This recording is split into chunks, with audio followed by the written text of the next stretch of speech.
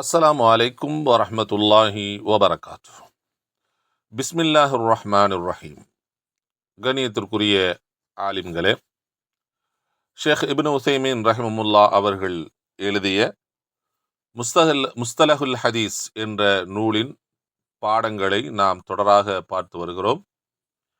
இதுவரை ஷேக் அவர்கள் இந்த நூலின் மூலமாக தங்களுடைய முன்னுரையிலே என்ன குறிப்பிட்டிருக்கிறார்கள் என்பதை பற்றிய விளக்கத்தையும், அந்த முகத்திமாவில் உள்ள வார்த்தைகளின் அர்த்தத்தையும் விளக்கத்தையும் நாம் பார்த்தோம். இந்த முகத்திமாவிலே ஷேக் அவர்கள் இந்நூலை 2 பிரிவுகளாக பிரித்திருப்பதாக சொன்னார்கள். அதுல கிஸ்முல் அவ்வல், முதல் பகுதியில் ஒரு சில பாடங்களை இவர்கள் வகுத்து கொடுக்கிறார்கள். இன்றைய தினம் அந்த கிஸ்முல் அவ்வலில் முதலாவது பாடத்தை நாம் பார்க்கவிருக்கிறோம். இந்த பாடத்தில் ஷேக் அவர்கள் என்ன குறிப்பிடுகிறார்கள் என்பதை பற்றிய ஒரு சுருக்கமான விஷயத்தை முதலில் நாம் தெரிந்து கொள்ளலாம். முதலாவதாக முஸ்தலஹல் ஹதீஸ்னா என்ன என்பதனுடைய விளக்கத்தை, தாரீஃபை குறிப்பிடுகிறார்கள். இரண்டாவதாக, அந்த இல்மை அறிந்து கொள்வதின் மூலமாக நமக்கு என்ன பலன் கிடைக்கும், முஸ்தலஹல் ஹதீஸ படிப்பதின் மூலமாக நமக்கு என்ன பலன் கிடைக்கும் என்பதையும் என்ன செய்யறாங்க, விளக்குகிறார்கள். அடுத்ததாக, ஹதீஸ் என்கிற இந்த வாசகத்திற்கு ஹதீசு துறையிலே வேறு சில வார்த்தைகளும் பயன்படுத்தப்படுகிறது. ஹதீஸ் என்ற வார்த்தையும் பயன்படுத்தப்படுகிறது. அதே போன்று அல் ஹபர் என்கிற வார்த்தை பயன்படுத்தப்படுகிறது. அதே போன்று அல் அசர் என்கிற வார்த்தை பயன்படுத்தப்படுகிறது. அதே போன்று அல் ஹதீசுல் குதுசி என்று சொல்லப்படுகிற இந்த வார்த்தையும் பயன்படுத்தப்படுகிறது. ஷேக் அவர்கள் இந்த வார்த்தைகளுக்குரிய விளக்கங்கள் என்ன என்பதை பற்றிய விஷயத்தையும் அதற்கான உதாரணங்களையும் இந்த முதல் பாடத்தின் மூலமாக நமக்கு விளக்குகிறார்கள். முஸ்தலஹுல் ஹதீஸ்னா என்ன, அதை படிப்பதின் மூலமாக நமக்கு என்ன பலன்கள் கிடைக்கும், அதே போன்று ஹதீஸுனுடைய மாற்று பெயர்கள், அதற்குரிய விளக்கங்களை என்ன செய்யறாங்க, குறிப்பிடுகிறார்கள். இன்ஷா அல்லாஹ் நாம் அந்த விஷயங்களை இந்த பாடத்தின் மூலம் தெரிந்து கொள்ளவிருக்கிறோம். முதலாவது பாடம் முஸ்தலஹுல் ஹதீஸ். இதுல 2 விஷயங்களை குறிப்பிடுறாங்க. ஒன்னு தஅரீஃபுஹு, இரண்டாவது ஃபாயிதத்துஹு. தஅரீஃபுஹுனா இந்த முஸ்தலஹுல் ஹதீஸினுடைய விளக்கம் என்ன, அதனுடைய எக்ஸ்பிளனேஷன் என்ன என்பதை குறிப்பிடுகிறார்கள். முஸ்தலஹுல் ஹதீஸ், முஸ்தலஹுல் ஹதீஸ் என்று சொன்னால் இல்முன், அது ஒரு கல்வியாகும். எத்தகைய கல்வி என்றால் யுரஃபு பிஹி, அந்த கல்வியை கொண்டு அறிந்து கொள்ளப்படும். எதை அறிந்து கொள்ளப்படும் என்றால் ஹாலுர் ராவி. ராவி என்று சொன்னால் அறிவிப்பாளர். அறிவிப்பாளரின் நிலையையும் வல் மர்வி, அறிவிப்பு செய்யப்பட்ட செய்தியின் நிலையையும் அறிந்து கொள்ளப்படும். என்ன அறிந்து கொள்ளப்படுது? ராவியினுடைய நிலை, மர்வியினுடைய, அதாவது அறிவிக்கப்பட்ட செய்தியுடைய நிலை என்ன அறியப்படும் என்று சொன்னால் மின் ஹைசுல் கபூலு வர் ரத்து, ஒப்புக்கொள்ளப்படத்தக்கதா இன்னும் அல்லது அது நிராகரிக்கப்படத்தக்கதா என்ற அடிப்படையில் அறிந்து கொள்ளப்படக்கூடிய, அதற்குரிய விளக்கத்தை தருகிற ஒரு இல்முதான் இந்த முஸ்தலஹுல் ஹதீஸ் என்பதாகும். இப்ப முஸ்தலஹுல் ஹதீஸ்னா நம்ம என்ன புரிஞ்சுக்கிறோம்னா, அறிவிப்பாளருடைய நிலை, அறிவிக்கப்பட்ட செய்தியினுடைய நிலை, இவைகள் அந்த நம்ம செய்தியை மட்டும் பார்க்கறது இல்ல, செய்தி சரியா இல்லையா என்பது மட்டுமல்ல, அந்த செய்தியை அறிவிக்கக்கூடியவருடைய நிலை, அவர் ஏற்றுக்கொள்ளத்தக்கவரா, அவர் அறிவித்தால் அந்த செய்தியை நாம் ஏற்றுக்கொள்ளலாமா இல்லையா, ஒரு ராவியினுடைய நிலை, எல்லோ ராவிகளும் ஒரே நிலைமையில் என்ன செய்ய மாட்டாங்க, இருக்க மாட்டாங்க. அவரவர்களிடம் இருக்கக்கூடிய திறமைகளுக்கு தக்கவாறு, அவரவர்களிடம் இருக்கக்கூடிய இல்முக்கு தக்கவாறு, அவரவர்களிடம் இருக்கக்கூடிய ஈமான், இறையச்சம், நன்னடத்தை, இவைகளுக்கு தக்கவாறு என்ன செய்வார்கள் என்று சொன்னால் ராவிகளுடைய தரம் கூடும் குறையும். சோ அந்த எந்த ராவியை, என்ன நிலையில் இருக்கக்கூடிய ராவிய நாம் என்னவாக நாம் என்ன செய்வோம், குறிப்பிடுவோம். அந்த ராவி அறிவிக்கக்கூடிய செய்தியை நாம் என்னவாக எடுத்துக்கொள்வோம். அதான் ஹாலுர் ராவி வல் மர்வி, அறிவிக்கக்கூடியவருடைய நிலையையும் நாம் அறிந்து கொள்ள முடியும். அறிவிக்கப்பட்ட செய்தியினுடைய நிலையையும் நாம் அறிந்து கொள்ள முடியும். எதன் மூலமாக? இந்த முஸ்தலஹுல் ஹதீஸுடைய இல்மின் மூலமாக. அப்ப இதை அறிஞ்சுக்கிறதுனால தான் நமக்கு என்ன ஏற்படும்னா, இந்த நிலையில் இருக்கக்கூடிய ராவியாக இருந்து அவர் ஒரு செய்தியை அறிவித்திருந்தால் அதை நாம் ஏற்றுக்கொள்ளலாம். இந்த நிலையில் இருக்கக்கூடிய ராவியாக இருந்து அவர் அறிவிக்கக்கூடிய ஹதீஸுகளாக இருந்துச்சுன்னு சொன்னா அதை நம்ம ஏற்றுக்கொள்ள கூடாது என்கிற அந்த பிரித்தறியக்கூடிய திறமையை நமக்கு உருவாக்குகின்ற ஒரு சிறந்த ஒரு கலைதான், சிறந்த ஒரு இல்மு தான் இந்த முஸ்தலஹுல் ஹதீஸ் என்பது என்று என்ன செய்யறாங்க, இந்த முஸ்தலஹுல் ஹதீஸ் என்பதற்கு தாரீஃப் சொல்கிறார்கள். இந்த தாரீஃபை நாம் என்ன செய்யலாம், மரணம் விட்டு வைத்துக்கிறோம். இல்முன் யுரஃபு பிஹி ஹாலுர் ராவி வல் மர்வி மின் ஹைசுல் கபூல் வர் ரத் என்று நாம் என்ன செய்யலாம், மரணம் செய்தும் வைத்துக் கொள்ளலாம். திருப்பி அந்த வார்த்தைக்கு அர்த்தம் வைக்கிறேன், கேளுங்க. முஸ்தலஹுல் ஹதீஸ், முஸ்தலஹுல் ஹதீஸ் என்றால் இல்முன், அது ஒரு இல்மாகும். யுரஃபு பிஹி, அதை கொண்டு அறிந்து கொள்ளப்படும். எதை அறிந்து கொள்ளப்படும்? ஹாலுர் ராவி வல் மர்வி, அறிவிப்பாளரின் நிலையையும் அறிவிக்கப்பட்ட செய்தியின் நிலையையும் நாம் அறிந்து கொள்ள முடியும். எந்த அடிப்படையில்? மின் ஹைசுல் கபூல் வர் ரத், ஏற்றுக்கொள்ளப்படுதல் இன்னும் ரத்து செய்யப்படுதல், நிராகரிக்கப்படுதல் என்ற அடிப்படையில் அறிவிப்பாளர் மற்றும் அறிவிக்கப்பட்ட செய்தியின் நிலையை பற்றி அறிந்து கொள்ள ஒரு வாய்ப்பாக இருக்கக்கூடிய இல்முதான் முஸ்தலஹுல் ஹதீஸ் ஆகும். இரண்டாவது என்ன? இது அறிந்து கொள்வதனால் நமக்கு கிடைக்கக்கூடிய ஃபாயிதா, நம்ம சொன்னது மாதிரி ஃபாயிதத்துஹு, இந்த இல்மை நாம கற்றுக்கிறதுனால நமக்கு என்ன கிடைக்கும் அப்படின்னா, மஅரிஃபத்துன், ஒரு ஞானம் நமக்கு கிடைக்கும். மா யுக்பலு வ யுரத்து, எதை ஏற்றுக்கொள்ளப்படலாம், எது நிராகரிக்கப்பட வேண்டும். மினர் ராவி வல் மர்வி, அறிவிப்பாளர்களிலிருந்து யாரை நாம் ஏத்துக்கலாம், அல்ல ஏத்துக்க கூடாது.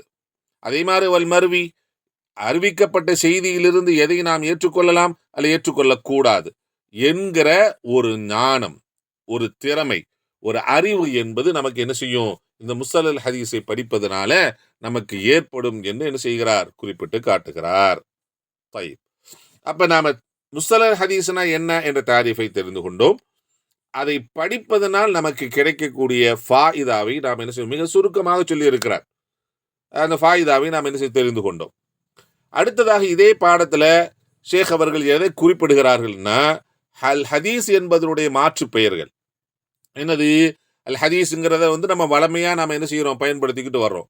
இது இல்லாம ஹதீஸ் துறையில இன்னும் வேறு இதற்கான மாற்று பெயர் என்ன இருக்கிறது? அல் ஹபர் என்றும் என்ன இருக்கு சொல்லுவாங்க. அது மாதிரி அல் அசர் என்றும் சொல்லுவாங்க. அல்ல ஹதீசுல் குதுசின்னு என்ன செய்வாங்க சொல்லுவாங்க. இந்த மாதிரியான வார்த்தைகள் பயன்படுத்தப்படுகிறது. இப்ப இந்த ஒவ்வொரு வார்த்தைக்கும் ஷேக் அவர்கள் என்ன செய்யறாங்கன்னா விளக்கம் கூறுகிறார்கள். விளக்கம் என்ன செய்ய குறிப்பிடுகிறார்கள். என்னது? அல் ஹதீஸ். அல் ஹதீஸ்ங்கிற இந்த வார்த்தை எதை குறிப்பிடும் என்றால், மா உதீஃப இலன் நபி மின் கவுலின் அவ் ஃபஅலின் அவ் தக்ரீரின் அவ் வஸ்ஃபின், சொற்களில் இருந்து அல்லது செயல்களில் இருந்து அல்லது அங்கீகாரம் அல்லது நிராகரித்தலில் இருந்து அல்லது வர்ணனையிலிருந்து எந்த செய்திகள் நபியின் பக்கம் இணைக்கப்படுகிறதோ அந்த செய்திகளுக்குத்தான் அல் ஹதீஸ் என்று சொல்லப்படும். அல் ஹதீஸ், ஹதீஸ் என்பதாகிறது மா ஒன்றாகும். எத்தகைய ஒன்று? உதீஃப இலன் நபி, நபியின் பக்கம் இணைக்கப்படுகிற ஒன்று. எதிலிருந்து? மின் கவுலின், சொற்களிலிருந்து, அவ் ஃபஅலின், செயலிலிருந்து, அவ் தக்ரீரின், அல்லது அங்கீகாரத்திலிருந்து, அவ் வஸ்ஃபின், அல்லது வர்ணனையிலிருந்து எந்த ஒன்று நபியின் பக்கம் இணைக்கப்படுகிறதோ அவைக்கு அல் ஹதீஸ் என்பதாக சொல்லப்படும். இப்ப நபி ஸல்லல்லாஹு அலைஹி வஸல்லம் இப்படி சொல்லியிருக்காங்க அப்படின்னு ஒரு செய்தி வந்திருந்தால் அதற்கு ஹதீஸ்னு சொல்லுவோம். நபி ஸல்லல்லாஹு அலைஹி வஸல்லம் அவர்கள் இப்படி செய்திருக்கிறார்கள் என்ற ஒரு செய்தி நமக்கு வந்திருந்தால் அதை ஹதீஸ் என்று சொல்லுவோம். நபி ஸல்லல்லாஹு அலைஹி வஸல்லம் இதை அங்கீகரித்தார்கள், அது சரின்னு சொன்னாங்க, அல்லது நிராகரித்தார்கள், அதை ஒத்துக்கல அப்படிங்கிறது மாதிரி ஒரு செய்தி வந்தால் அதை ஹதீஸ்னு சொல்லுவோம். நபி ஸல்லல்லாஹு அலைஹி வஸல்லம் அவர்களுடைய உடல் ரீதியான வர்ணனை, அவர்கள் பேச்சு ரீதியான வர்ணனை, அவர்களுடைய நடை ரீதியான வர்ணனை, அவர்களுடைய ஆடை ரீதியான வர்ணனை, அவருடைய குணநலன் ரீதியாக வர்ணனை, இது போன்ற செய்திகள் வந்திருந்தாலும் அவைகளுக்கும் நாம் என்ன செய்வோம்னா ஹதீஸ் என்றுதான் சொல்லுவோம். அப்ப ஹதீஸுங்கிற வார்த்தை இதற்குத்தான் பயன்படுத்தப்படும். நம்ம பெரும்பாலும் இந்த அடிப்படையில் தான் நம்ம என்ன செய்யறோம்னா அல் ஹதீஸுங்கிற வார்த்தையை பயன்படுத்திட்டு வர்றோம். ஸல்லல்லாஹு அலைஹி வஸல்லம் சொல், செயல், அங்கீகாரம், அவர்களை பற்றிய வர்ணனைக்கு ஹதீஸ் என்று சொல்லப்படும். அல் ஹபர்னு சொல்றாங்களே, அல் ஹபர்னா என்னது அப்படின்னா பிமஅனல் ஹதீஸ், பிமஅனல் ஹதீஸ், அதுவும் ஹதீஸுனுடைய அர்த்தத்தை கொண்டுள்ள வார்த்தை தான். ஃபயுஅர்ரஃபு பிமா சபக ஃபி தஅரீஃபில் ஹதீஸ். ஹதீஸ்னா என்ன என்பதற்கு என்ன தாரிஃப் இருக்கிறதோ அதே தாரிஃப் தான் ஹபர் என்பதற்கும் வரும். அப்ப இந்த ஹபருங்கிற வார்த்தை என்ன செய்வாங்கன்னா ஹதீஸுக்கு என்ன, ஹதீஸுங்கிற வார்த்தைக்கு என்ன அர்த்தமோ அதே அர்த்தம் தான் ஹபர் என்பதற்கும். இப்ப நாம நம்முடைய புழக்கத்தில் என்ன கிடையாதுன்னா அல் ஹபர் அப்படின்னு சொல்லுகின்ற வழமை என்ன செய்யல, இல்ல. ஆனால் ஹதீஸ் துறையில் இருக்கிறது. ஹதீஸ் துறையில் என்ன இருக்கிறது? அல் ஹபர்னு சொல்லுகின்ற அந்த வழமை என்பது இருக்கிறது. அப்ப அதனால தான் அல் ஹபர் பிமஅனல் ஹதீஸ், ஹபருங்கிறது ஹதீஸினுடைய அர்த்தத்தை கொண்டுள்ள வார்த்தை தான். ஃபயுஅர்ரஃபு, அது விளக்கி சொல்லப்படும், பிமா சபக ஃபி தஅரீஃபில் ஹதீஸ், ஹதீஸ் என்பதற்கு என்ன தாரீஃப் சொல்லப்பட்டிருக்கிறதோ அதையே கொண்டு அல் ஹபர் என்பதற்கு என்ன செய்யப்படும், தாரீஃப் சொல்லப்படும், விளக்கம் சொல்லப்படும் என்பதாக குறிப்பிடுகிறார். அதே நேரத்தில் இன்னும் ஒரு சிலர் என்ன செய்யறாங்கன்னா அல் ஹபருங்கிற இந்த வார்த்தை பொதுவானது, நபியை பத்தி மட்டும், ஹதீஸுங்கிற வார்த்தை மட்டும்தான் நபியை பற்றி சொல்லப்படக்கூடிய செய்திகளுக்கு என்ன சொல்லப்படும். அல் ஹபருங்கிற வார்த்தை என்ன செய்யப்படும் அப்படின்னா எல்லா செய்திகளுக்கும் சொல்லப்படும். அது பொதுவானது. நபியை பற்றி வருகின்ற செய்திக்கும் ஹபர்னு சொல்லுவோம். மற்றவர்களை பற்றி வரக்கூடிய செய்திகளுக்கும் நாம் என்ன செய்வோம்னா அல் ஹபர்னு என்ன செய்வோம் சொல்லுவோம். பொதுவாக என்ன செய்வார், அல் அஹ்பார்னு சொல்லுவாங்க, செய்திகள்னு சொல்லுவாங்க. செய்தினா என்னது? முந்தைய கால செய்தியாக இருக்கலாம், இன்னைக்கு நடக்கிற செய்தியாக இருக்கலாம், நாளைக்கு நடக்க போகின்ற செய்திகளாக இருக்கலாம். எல்லாத்துக்கும் மொத்தமாக எடுத்துக்கிறோம். உங்களை பற்றி சொல்றது, என்னை பற்றி சொல்வது, அல்லது வேற ஏதாகிலும் ஒரு நிகழ்வை பற்றி சொல்வது, அல்லது நபியை பற்றி சொல்றது, எந்த செய்தியாக இருந்தாலும் அது என்ன செய்வாங்கன்னா பொதுவாக அல் அஹ்பார்னு என்ன செய்வாங்க சொல்லுவாங்க. அப்ப அந்த மாதிரி என்ன இருக்கும் அப்படின்னா அல் ஹபருங்கிறது ஒரு பொது வார்த்தை. அது நபியை பற்றி குறிப்பிடக்கூடிய வார்த்தை மட்டும் இல்ல, நபியை பற்றியும் குறித்து வருகிற செய்தியை ஹபர்னு சொல்லலாம். அதே மாதிரி என்ன இருக்கு அப்படின்னு சொன்னா நபி அல்லாதவர்களை பற்றி வருகிற செய்திக்கும் அல் ஹபர்னு சொல்லுகிற பழக்கம் இருக்கிறது. அது ஒரு பொது வார்த்தை என்பதாக என்ன செய்யறாங்க ஒரு சிலர் குறிப்பிடுகிறார்கள். அதைத்தான் ஷேக் அவர்களும் குறிப்பிட்டு காட்டுகிறார்கள். வக்கீல, இன்னும் சொல்லப்படுகிறது, அல் ஹபர், ஹபர் என்பது மா ஒன்றாகும், உதீஃப இல நபி ஸல்லல்லாஹு அலைஹி வஸல்லம் வ இலா கைரிஹி, நபியின் பக்கம் இணைக்கப்படக்கூடிய செய்தியும் இன்னும் நபி அல்லாதவர்களின் பக்கமாக இணைக்கப்படக்கூடிய செய்திக்கும் அல் ஹபர்னு சொல்லப்படும். எனவே ஃபயகூனு, அந்த அல் ஹபர் என்கிற வார்த்தை ஆகும், அஅம்மு மினல் ஹதீஸி வ அஷ்மல, ஹதீஸுங்கிற வார்த்தையை விட பொதுவான இன்னும் நிறைய கருத்துக்கள் பொதிந்துள்ள ஒரு வார்த்தையாக அது மாறிவிடும். எனவே அல் ஹபர் என்பது என்ன அப்படின்னா ஹதீஸ், நபி ஸல்லல்லாஹு அலைஹி வஸல்லம் பொதுவான ஒரு செய்தி அப்படிங்கிற ஒரு வார்த்தை. அந்த செய்தி நபியை பற்றிய, அந்த வார்த்தை நபியை பற்றி வருகிற செய்தியும் எடுத்துக்கொள்ளும், அதுக்கும் பயன்படுத்துவாங்க. நபி அல்லாதவர்களை பற்றி வரக்கூடிய செய்திகளையும் என்ன செய்வாங்க எடுத்துக்கிறோம், அதுக்கும் என்ன செய்வாங்க பயன்படுத்துவார்கள். அப்ப ஹதீஸ்னா என்ன, அல் ஹபர்னா என்ன அப்படிங்கிறத நாம் என்ன செஞ்சுக்கிட்டோம், தெரிந்து கொண்டோம். அதே போன்று அடுத்ததாக அல் அசர். அல் அசர், அசருங்கிற வார்த்தை என்ன செய்யப்படுகிறது, பயன்படுத்தப்படுகிறது. இது அந்த ஹதீஸும் அல் ஹபர் என்பதற்கு என்ன இருக்கு அப்படின்னா, இதை என்ன செய்ய மாட்டாங்க, ஹதீஸுக்கு பயன்படுத்த மாட்டார்கள்.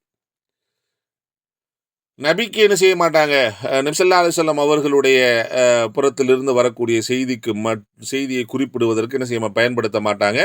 அப்படி நபியை குறிப்பதற்காக பயன்படுத்துவதாக இருந்தால் அங்கே அந்த வார்த்தையோடு வரும். என்ன வார்த்தையோடு வரும்னா, நபியிடம் இருந்து வந்த அசர் என்பதாக என்ன செய்யும்னா அந்த வார்த்தையும் சேர்த்து வரும். புரியுதா இல்லையா? மற்றவர்களை பற்றி, ஒரு சஹாபியை பற்றியோ, சஹாபியுடைய சொல்லு அப்படின்னா அசர்னு சொல்லுவாங்க. சஹாபியை பற்றிய ஒரு செய்தின்னா அசர்னு என்ன செய்வாங்க, சொல்லுவாங்க. அதே மாதிரி தாபியை பற்றி உரித்தான செய்தி என்று சொன்னால் அதையும் என்ன செய்வாங்க, அசர்னு என்ன செய்வாங்க, சொல்லுவாங்க. ஆனால் வெறுமனே ஒரு அசர்னு இருந்தா அது ஒரு சஹாபி சொன்னது, ஆசார்களில் வந்திருக்கிறது என்ற வார்த்தை நமக்கு கிடைத்தால் அங்கிருந்து நாம் எதைத்தான் புரிந்து கொள்ள வேண்டும் என்றால், ஆசார்கள்ல இருக்குது, அசர்ல இப்படி இருக்குது அப்படின்னு ஒரு விஷயம் நமக்கு சொல்லப்பட்டதுன்னா நம்ம என்ன விளங்கணும்னா, சஹாபி சொல்லி இருக்கிறாரு அல்லது தாபி என்ன செஞ்சிருக்கிறாரு, சொல்லி இருக்கிறாரு அப்படின்னு என்ன இருக்கும் அப்படின்னா நாம விளங்கி கொள்ள வேண்டும். அதே நேரத்தில் அசருங்கிற வார்த்தை நபியிடமிருந்து வந்திருக்கக்கூடிய அசருங்கிற வார்த்தையாக இருந்துச்சுன்னா அதை என்ன செய்வாங்கன்னா சேர்த்தே சொல்லுவாங்க. அசரி அனின் நபி, நபியிடமிருந்து வந்துள்ள செய்தியிடம் இருந்து நமக்கு தெரிவாகிறது என்பதாக என்ன செய்யும், வரும். அப்ப பொதுவாக அல்ல அசருங்கிற வார்த்தை பயன்படுத்தப்படும் யாருக்குன்னா, மா உதீஃப இல சஹாபியி அவித்தாபியி, ஒரு சஹாபியின் அளவிலோ அல்லது ஒரு தாபியின் அளவிலோ இணைக்கப்படுகிற செய்திகளுக்கு தான் அசர்னு சொல்லப்படும். அதே நேரத்தில் வகது யுராது பிஹி, இந்த அசர் என்கிற வார்த்தையை கொண்டு ஒரு சில நேரங்களில் நாடப்படும் மா உதீஃப இலன் நபி, ஸல்லல்லாஹு அலைஹி வஸல்லம் அவர்களிடமிருந்து அவர்களின் பக்கம் இணைக்கப்படுகின்ற செய்திகளுக்கும் அசர் என்பதாக என்ன செய்யப்படும், அந்த வார்த்தை பயன்படுத்தப்படும். எந்த நிலைமையில, முகையிதன், நிபந்தனையிட்ட நிலைமையில். என்ன நிபந்தனை, ஃபயுகாலு, இவ்வாறு சொல்லப்படும். எப்படி சொல்லப்படும், வஃபில் அஸரி அனின் நபி ஸல்லல்லாஹு அலைஹி வஸல்லம், நபி ஸல்லல்லாஹு அலைஹி வஸல்லம் அவர்களை தொட்டும் வந்துள்ள அசரிலே இவ்வாறு இருக்கிறது. அப்ப வெறுமனே அசர்னு மட்டும் போட மாட்டாங்க. எப்படி போட்டு ஆகணும், முகையிதாக, அந்த அசருங்கிற வார்த்தை கைதிடப்பட்டிருக்கும், நிபந்தனையிடப்பட்டிருக்கும். எப்படி, அனின் நபி, நபியை தொட்டும் வந்திருக்கக்கூடிய அசரு என்பதாக சேர்த்து இணைத்து சொல்லப்படும். நபியிடமிருந்து வந்தது அப்படின்னு சொன்ன அந்த அசருங்கிற வார்த்தை பயன்படுத்தப்பட்டால் நபியிடமிருந்து வரக்கூடிய செய்தி என்பதாக நமக்கு சொல்லப்பட்டால், நமக்கு அல் ஹதீஸ்னாலே அல் ஹதீஸ் அனின் நபியின் மட்டுமா நம்ம சொல்லுவோம், சேர்த்து வார்த்தை சொல்லுங்கிற அவசியமே இல்லை. அல் ஹதீஸ் என்று சொன்னாலே நபியை பற்றி வந்திருக்கக்கூடிய செய்தின்னு புரிஞ்சுக்குவோம். அதே மாதிரி அல் ஹபர்னு சொன்னாலும் நபியை பற்றி வந்திருக்கக்கூடிய செய்தி தான் என்பதாக நாம் என்ன செய்வோம், புரிந்து கொள்வோம். ஆனால் அதே நேரத்தில் வெறுமனே அல் அசர்னு சொன்னா அது ஒன்று சஹாபியை பற்றி வந்தது அல்லது தாபியிடமிருந்து வந்தது என்று நாம் புரிந்து கொள்வோம். நபியிடமிருந்து வந்தது என்ற அந்த விஷயம் நமக்கு விளங்க வேண்டும் என்றால், அப்படி சொல்லணும்னா அந்த அசருங்கிற வார்த்தையோட எது இணைக்கப்படணும்னா அனின் நபி என்பது இணைக்கப்பட வேண்டும். அப்பத்தான் அந்த அசருங்கிற வார்த்தை நபியிடமிருந்து வருகிற செய்தியை என்ன செய்ய ஏற்றுக்கொள்ளும். பொதுவாக அசருங்கிற வார்த்தை வந்துச்சுன்னா அது மா உதீஃப இல சஹாபி அவித்தாபி, சஹாபியின் பக்கம் இணைக்கப்படுகிற செய்தி அல்லது தாபியின் பக்கம் இணைக்கப்படுகிற செய்தியைத்தான் அது எடுத்துக்கொள்ளும் என்று என்ன செய்ய சொல்லி காட்டுகிறார். அப்ப இன்னைக்கு நாம ஹதீஸ்னா என்ன, ஹபர்னா என்ன, அசர்னா என்ன என்று பார்த்திருக்கிறோம். இதனோடு சேர்த்து வருகிற அல் ஹதீசுல் குதுசினா என்ன என்பதை பற்றியும் அதனுக்காக அவர்கள் சொல்லி இருக்கக்கூடிய விளக்கத்தை பற்றியும் இன்ஷா அல்லாஹ் நாளைக்கு நாம் என்ன செய்யலாம், பார்க்கலாம். அப்ப இன்றைய பாடத்தில் முஸ்தலஹல் ஹதீஸ்னா என்ன, அதை படிப்பதனால் நமக்கு என்ன பலன் கிடைக்கும், அதே போன்று ஹதீஸ் துறையில் பயன்படுத்தப்படக்கூடிய ஹதீஸுங்கிற வார்த்தைக்கு பகரமான வார்த்தைகள் இருக்கிறது அல்லவா? அது அல் ஹதீஸ்னா என்ன, ஹபர்னா என்ன, அசர்னா என்ன என்பதற்கான விளக்கத்தை தெரிந்திருக்கிறோம். இன்ஷா அல்லாஹ் இதனுடைய தொடர்ச்சியை இன்ஷா அல்லாஹ் நாளைக்கு நாம் பார்க்கலாம். அஸ்ஸலாமு அலைக்கும் வரஹ்மத்துல்லாஹி வபரகாத்துஹு.